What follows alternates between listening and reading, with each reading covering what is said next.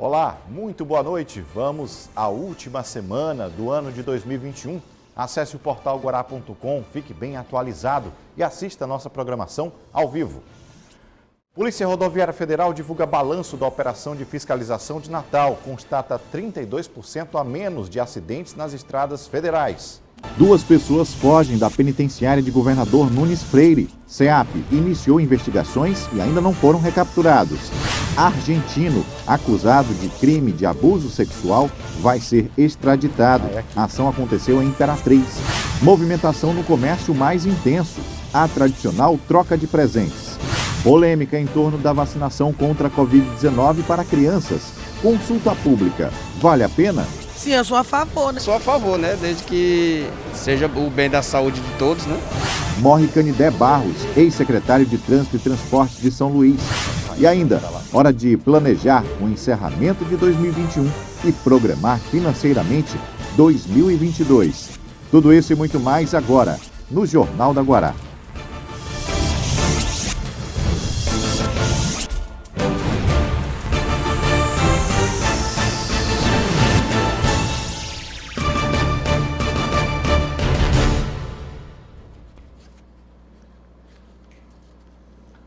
Bom, a gente começa a edição de hoje falando agora sobre uma atuação da Polícia Federal no Maranhão envolvendo crime internacional. A Polícia Federal no estado, através de sua representação regional da Interpol, da Delegacia de Polícia Federal em Imperatriz, deu cumprimento ao mandado de prisão preventiva para a extradição do argentino Daniel Adrián Marrone, por prática, em tese, de crime de abuso sexual qualificado. Daniel, que residia em Imperatriz desde o ano de 2018, estava na lista de difusão vermelha da Interpol. Ele foi encaminhado ao sistema prisional, onde vai aguardar até sua possível extradição para a Argentina. O caso é um exemplar das diversas atribuições da Polícia Federal no campo da cooperação policial internacional. Bem, e a gente segue agora falando de outro assunto aqui. Após um final de celebração do Natal e encontro com a família, a segunda-feira chega repleta de informações do cenário policial. 2 pessoas fugiram do presídio da cidade de Governador Nunes Freire. 2 detentos escaparam ontem da unidade prisional de ressocialização do município de Governador Nunes Freire. De acordo com informações da Secretaria de Estado da Administração Penitenciária, CEAP, eles foram identificados como Afonso Celso Castro Bezerra e Jonatas Carvalho Souza e já são considerados foragidos. Em nota, a Secretaria diz que as circunstâncias da fuga estão sendo investigadas pelo Serviço de Inteligência do Sistema Prisional do Estado. Todas as medidas legais sobre o caso já foram tomadas e agora é aguardar para que as coisas sejam elucidadas. Só lembrando que mais de 900 detentos foram liberados para passar o Natal com a família, a saída temporária, e que os detentos devem retornar às unidades prisionais até às 18 horas do dia 28 de dezembro, amanhã. Os presos que não cumprirem no prazo determinado serão considerados foragidos. A gente segue agora falando também aqui, dando sequência, com informações da operação da Polícia Rodoviária Federal. Durante as atividades do Natal deste ano, segundo o balanço, houve redução em acidentes, 32%. Vamos aos detalhes com o repórter João Carvalho. Segundo os números divulgados pela Polícia Rodoviária Federal, a Operação Natal, que ainda está em andamento, teve até a noite deste domingo acidentes que terminaram com 19 feridos e 7 mortes. De acordo com os números que foram divulgados, o dia que mais teve números assustadores foi justamente o dia 24, onde somente em um acidente várias pessoas ficaram feridas e outras acabaram vindo a falecer. Esse acidente aconteceu no município de Riachão, mais precisamente no quilômetro 472 da BR-230, onde 3 pessoas ficaram feridas levemente, outras 3 tiveram ferimentos graves e 2 não resistiram ao acidente que envolveu um carro de passeio que foi atingido por um caminhão. O outro acidente que aconteceu nesse mesmo dia foi no município entre os municípios de Santa Luzia e Buriticupu. Ainda de acordo com a Polícia Rodoviária Federal, um balanço final deve ser divulgado ainda nesta segunda-feira com os números finais da Operação Natal. João Carvalho, de volta aos estúdios. Bom, e a Defesa Civil no interior do estado já está monitorando a incidência da chuva. O nível no rio Mearim está sendo avaliado e deve subir, atingindo as cidades de Pedreiras e Trizidela do Vale. Veja o que diz um representante da Defesa Civil. De pronto imediato, fizemos a aferição do rio Mearim às 15 horas e 20 minutos. Ele encontrava-se numa cota de 2,63.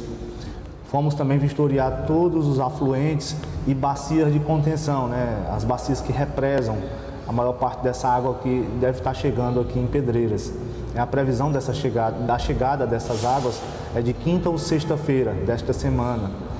Então a gente se preveniu e adiantou esse trabalho. Também visitamos ontem a barragem do Rio Flores para saber como é que estava a quantidade de água, o nível da barragem, e também a questão da válvula de espessura da comporta. A válvula está aberta a cerca de 70%. A gente vai comunicar e pedir ao Denox que faça o fechamento da válvula para que não siga alimentando o rio. A gente sabe que ela é acionada para que possa passar o verão alimentando o rio. Mas nesse momento, para receber essa água, a gente pede que o Denox faça o fechamento da válvula para que a gente possa receber essa água na quinta ou na sexta com maior tranquilidade. O Jornal da Guará segue agora falando do Natal, mas agora um destaque para o aumento da movimentação no comércio da cidade, tudo por conta do tradicional dia da troca de presentes. Mas é sempre bom que o cliente fique atento à política de empresa onde está sendo efetuada a compra. Empresas costumam estipular um prazo para que essas transações, essas trocas, sejam efetuadas com segurança. Depois da correria das compras e festa de Natal, vem a correria para trocar os presentes que não deram certo.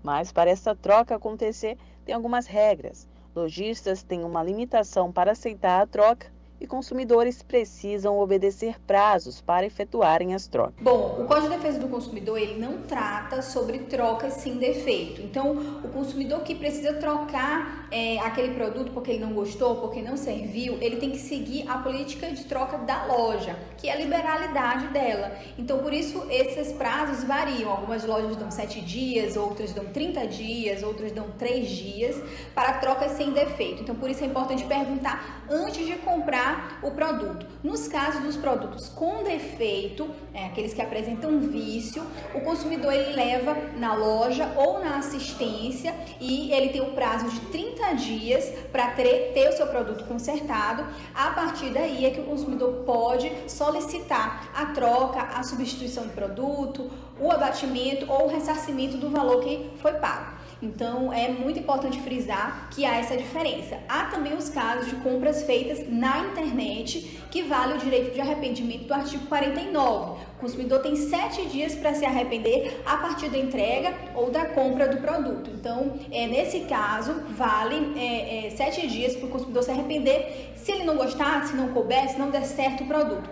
A partir daí, a partir desse prazo, vale a regra do artigo 18, se apresentar algum defeito, 30 dias para consertar e aí o consumidor pode solicitar a troca ou ressarcimento. Os lojistas já estão acostumados com a semana pós-Natal.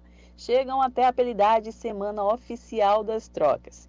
E a preparação para recepcionar o cliente é garantida. Bom, então, quando o cliente vem à nossa loja, é sempre muito prazer, receber o cliente, tanto para comprar quanto também para troca. Então, a gente meio que, durante essa semana, a gente se prepara para o evento troca, que a gente sabe que o varejo tem bastante durante esse período, durante essa semana principalmente. Então, a gente aguarda que o cliente retorne na nossa loja, tanto a pessoa que comprou o presente quanto a que foi presenteada, para que a gente possa também fidelizar esse cliente. Nos casos de compras pela internet ou por delivery de lojas físicas, a troca ao consumidor também é garantida. Trabalhamos com delivery também. A nossa troca funciona da mesma forma, Se o cliente não tem essa disponibilidade de vir na nossa loja para poder fazer a troca desse produto, a troca desse presente, a gente tem uma pessoa disponível exclusivamente para fazer esse tipo de serviço para a gente. Vamos seguir para o intervalo. O Jornal da Guará volta daqui a pouco falando sobre a morte do ex-secretário de Trânsito e Transportes de São Luís, Canidé Barros. Eu volto já.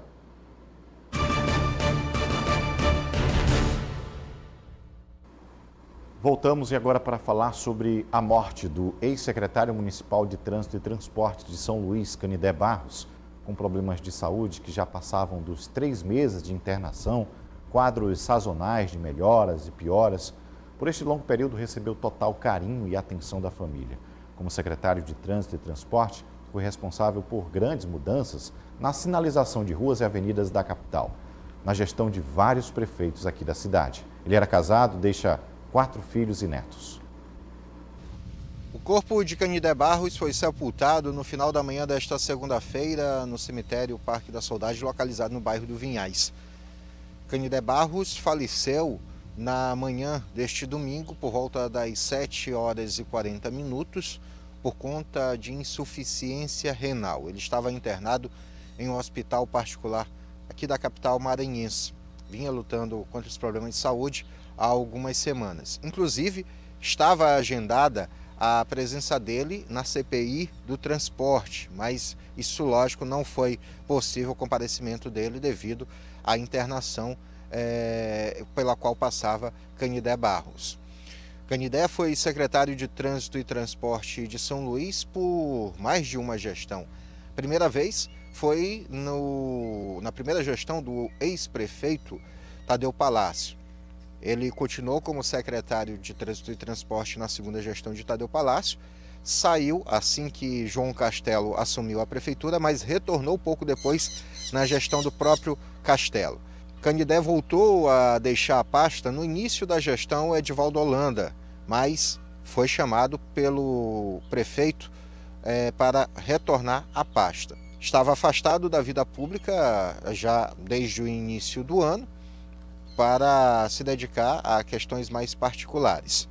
Canidé Barros foi candidato a vereador de São Luís, candidato a deputado federal em várias oportunidades, mas nunca obteve êxito em qualquer eleição. Canidé deixa a viúva e 4 filhos. João Carvalho, de volta aos estúdios. O Jornal da Guará segue agora com informações sobre vacinação contra o coronavírus para crianças entre 5 a 11 anos. A Anvisa já autorizou a aplicação. O Ministério da Saúde achou por bem fazer uma consulta pública até o dia 2 de janeiro. Entrou em seu 4º dia a consulta pública sobre vacinação infantil contra a Covid-19. O sistema foi criado pelo Ministério da Saúde após a decisão da Anvisa de liberar a vacinação para crianças de 5 a 11 anos. Médicos infectologistas são favoráveis à decisão da Anvisa. A Anvisa ela segue parâmetros internacionais para a aprovação tanto de medicamentos quanto de vacinas. E a gente já tem essa vacina usada em mais de 30 países. Então, assim, não é o primeiro país do mundo que está autorizando a vacinação de crianças. E a gente vai ter, daqui a algumas semanas, meses, mais vacinas disponíveis para crianças nessa faixa etária de 5 a 11 anos, assim como nós teremos vacinas para crianças menores de 5 anos. Então, esses laboratórios vão pedir, tanto em outros países do mundo, como aqui na Anvisa, autorização para usar em crianças. Então, essa vai ser a continuidade. O governo está só perdendo tempo, né, com essa consulta pública, ao invés de já comprar vacina e começar a vacinar essas crianças. O Ministério da Saúde alega que a consulta tem o objetivo de esclarecer sobre a vacinação em crianças com o imunizante da Pfizer. Alguns pais se manifestaram a favor da vacinação. Sim, eu sou a favor, né? Porque, afinal de contas, se as crianças não se vacinarem, elas vão adquirir o vírus e levar para dentro de casa. Para o Ministério, a vacinação não deve ser compulsória e, para a aplicação do imunizante, o governo federal preza pela exigência da prescrição médica e autorização dos pais ou responsáveis, mediante assinatura de termo de assentimento. A médica infectologista destaca a importância da imunização nesse público. essa doença a gente está vendo que é muito difícil de controlar, então a gente precisa ter uma maior parte possível da população vacinada. Então, por exemplo, se você não vacina as crianças, elas podem se contaminar e vacinar adultos. A gente sabe, e contaminar adultos. Então, a gente sabe que muitos adultos estão se recusando a se vacinar. E muitos adultos ainda não têm a terceira dose. É importante a gente frisar que a pessoa só está protegida depois da terceira dose. Depois que você toma a segunda dose, em torno de 4 meses depois dessa segunda dose, você perde muito a proteção. Então, é muito importante que as pessoas entendam que precisam buscar essa terceira dose, que o intervalo entre a segunda e a terceira dose foi antecipado para 4 meses. A decisão do governo sobre a vacinação de crianças de 5 a 11 anos será tomada no dia 5 de janeiro, após audiência e consulta pública.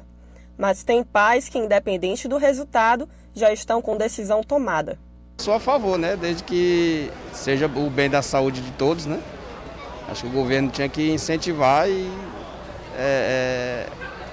colocar em estudo para ver se dá certo, né? As crianças também precisam ser protegidas. Bom, a Secretaria Extraordinária de Enfrentamento à Covid-19 do Ministério da Saúde elaborou uma nota técnica em que reforça a segurança da aplicação das vacinas em crianças. A posição foi externada ao Supremo Tribunal Federal. A nota também lembra que a Agência Nacional de Vigilância Sanitária, Anvisa, deu autorização emergencial para uso de vacinas contra o coronavírus em crianças no dia 16. O produto da Pfizer também já é aplicado no exterior, em lugares como Estados Unidos e Europa. Sobre este assunto, o CONAS, Conselho Nacional de Secretários de Saúde, emitiu nota, não pretendendo cumprir uma exigência de receita médica para vacinar crianças contra a Covid-19. A exigência de prescrição, que já havia sido defendida pelo presidente Jair Bolsonaro, foi antecipada pelo Ministério da Saúde, pelo ministro da Saúde, Marcelo Queiroga.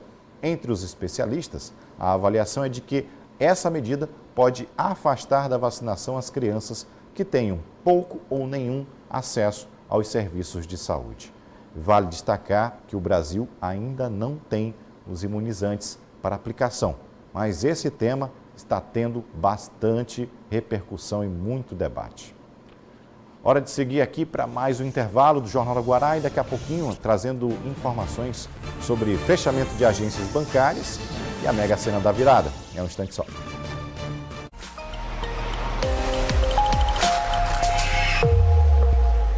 A previsão é que para a madrugada de amanhã, a partir de 1h31, a pré-amar estará medindo 5,1 metros.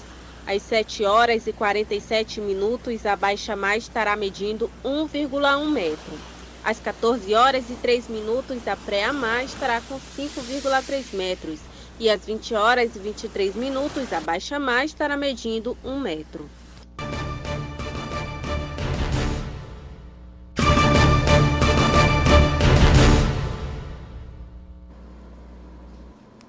Bom, após o feriado de Natal, quando as agências trabalharam em horário reduzido, os bancos retomaram hoje o horário normal de funcionamento, de 10 da manhã até 4 da tarde. Segundo a Federação Brasileira de Bancos, FEBRABAN, o último dia útil para o atendimento ao público com o expediente normal para a realização de todas as operações bancárias solicitadas pelos clientes será o dia 30 de dezembro, na quinta-feira.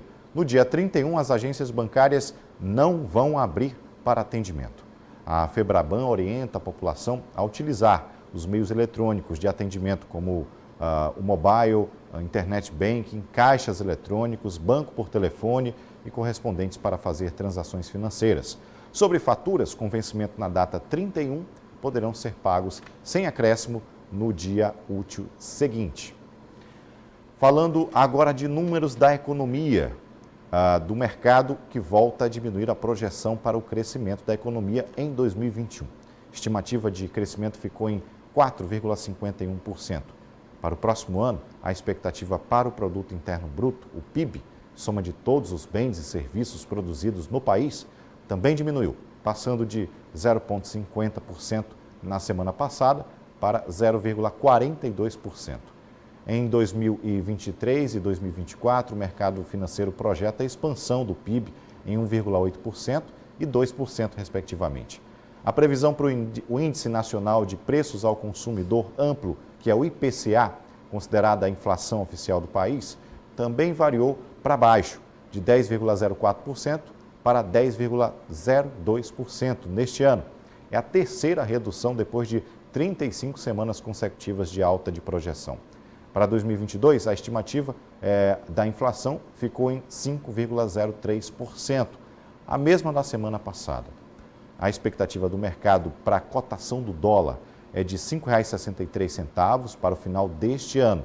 Para o fim de 2022, a previsão é de que a moeda americana também fique em R$ 5,60. E vamos seguir falando de economia. Em destaque, o planejamento econômico nesses últimos dias de 2021 e já pensando, claro, no começo do ano que vem, para planejar é a melhor forma de adequar a realidade de cada um. Última semana do ano é quando quase todo mundo resolve renovar aquelas velhas promessas de fazer isso ou aquilo ou não fazer. Entre esses desejos, é muito comum aparecer o equilíbrio financeiro. Gente que perdeu as estribeiras nos gastos, se deu mal com as dívidas e chega ao final do ano querendo se reajustar. O caminho para isso todo mundo sabe. Não precisa de mandinga, simpatia ou outros métodos que envolvam a sorte. Basta ter planejamento financeiro. E planejar significa saber com o que e como gastar o dinheiro, como economizar, onde cortar gastos, o que priorizar. Esse foi o caminho sugerido por esta especialista em planejamento financeiro. Falando em prioridade, ela deixa bem claro: você deve comprar apenas o que for essencial. Vou pagar alimento, água e energia, né? Esses são os 3 pontos básicos: alimento, água e energia. Eu preciso de uma roupa, eu preciso de uma festa. Não é básico, você tem que cortar. O que não for básico tem que cortar, até que você chegue ao ponto de equilíbrio. Todo início de ano tem aquelas contas que ninguém escapa. IPVA, IPTU, a escola dos filhos, material escolar, fardamento. Mas há aqueles gastos que são fixos todo ano e devem ser priorizados sempre: energia, água e alimento. A especialista dá uma dica super importante: não tratar o cartão de crédito como uma dívida única. O cartão de crédito, ele não é um item como o setor pessoal, setor de casa, não. É veículo, não. Ele é uma forma de pagamento. Lá dentro tem combustível, tem alimentação, então você precisa tirar essas contas de dentro do cartão e colocar nas contas aqui alocadas corretamente. Por exemplo, setor pessoal, no cartão eu comprei roupa, eu vou colocar aqui roupa. Outro ponto da conversa que chamou a atenção foi como parte do empresariado confunde as contas do negócio com as contas privadas. Isso, muitas das vezes, leva a gastos que desequilibram as contas, podendo comprometer a saúde financeira da empresa. Então tem que separar a parte da pessoa física da pessoa jurídica. Todas as despesas relativas à pessoa jurídica têm que ser pagas na conta da pessoa jurídica. E as contas da pessoa física têm que estar na sua conta pessoal. O remédio para isso é muito fácil: separar a vida empresarial da vida pessoal. A minha empresa, ela transfere para mim a minha remuneração mensal, para a minha conta. Da minha conta eu pago colégio dos meus filhos, roupa dos meus filhos, as minhas contas pessoais. Mas da empresa, é de lá que vem para mim. Então, lá a gente paga funcionário, a gente paga os encargos, os impostos, os aluguéis, o aluguel do prédio que a gente fica alocado. Então, lá são coisas da empresa. E na pessoa física, na minha conta, é coisas minhas. Então, não pode misturar. Misturou, realmente fica muito desorganizado. Você não consegue visualizar as receitas. Viu só? E olha, não custa muito arriscar a sorte e quem sabe virar o ano milionário. Esta semana acontece o sorteio da Mega da Virada. são 350 milhões de reais.